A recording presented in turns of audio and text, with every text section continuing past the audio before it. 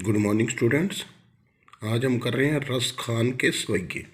जिस प्रकार हिंदी साहित्य में कबीर दास जी अपने दोहों के लिए, तुलसीदास जी अपनी चौपाइयों के लिए और मीराबाई अपने पदों के लिए प्रसिद्ध है, उसी प्रकार कविवर रस खान अपने सवैयों के लिए प्रसिद्ध है। सवैया एक वर्णिक समछंद होता है जिसके प्रत्येक क्षण में वर्णों की संख्या 22 से 26 तक होती है।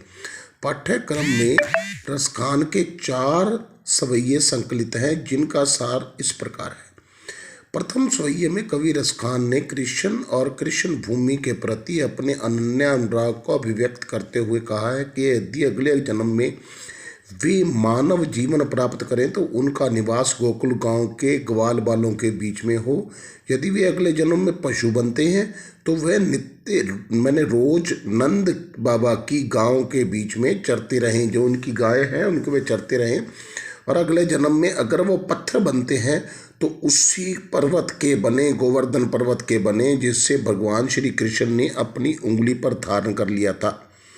फिर अगली वो पेशकश और करते हैं कि अगर वो अगले जन्म में पक्षी बनते हैं तो उनके रहने का स्थान यमुना नदी के तट पर उसी कदम्ब के पेड़ पर हो जहाँ श्री कृष्ण बैठकर बांसुरी बजाया करते थे।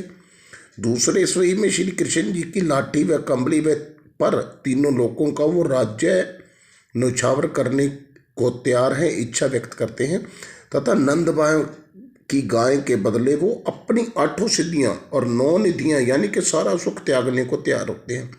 वे अपनी आंखों से ब्रजधाम के जंगलों, उपवनों, सरोवरों को देखना चाहता है। वह ब्रज की कंटीली झाड़ियों के रूप पर अपने करोड़ों के राजमहल व सुख को छोड़ने को तैयार है, न्यौछावर करने को तैयार है। तीसरे सवैये में रसखान ने भगवान श्री कृष्ण के रूप सौंदर्य के ऊपर मोहित गोपियों की मुग्धता का, यानी कि वो ज़्यादा मोहित हो जाती थी, उनका चित्रण किया है। गोपियाँ अपने सिर पर मोर मुकुट धारण कर सकती हैं, गले में माला डाल सकती हैं, पीले वस्त्र धारण कर सकती हैं, हाथों में लाठी लेकर चल सकती हैं, परंतु वो जो श्री कृष्ण की मुरली है उसको अपनी होठों पर रखने को तैयार नहीं है। गोपियों की विश्वता का मार्मिक चित्रण किया गया है। रसखान के अनुसार गोपियाँ श्री कृष्ण की मुरली की मधुर धुन से अपने कानों पर उंगली रखकर अपने को बचा लेती हैं, परंतु भगवान श्री कृष्ण के मुख की मुस्कान को संभालने में वो अपने आप को असमर्थ पाती हैं।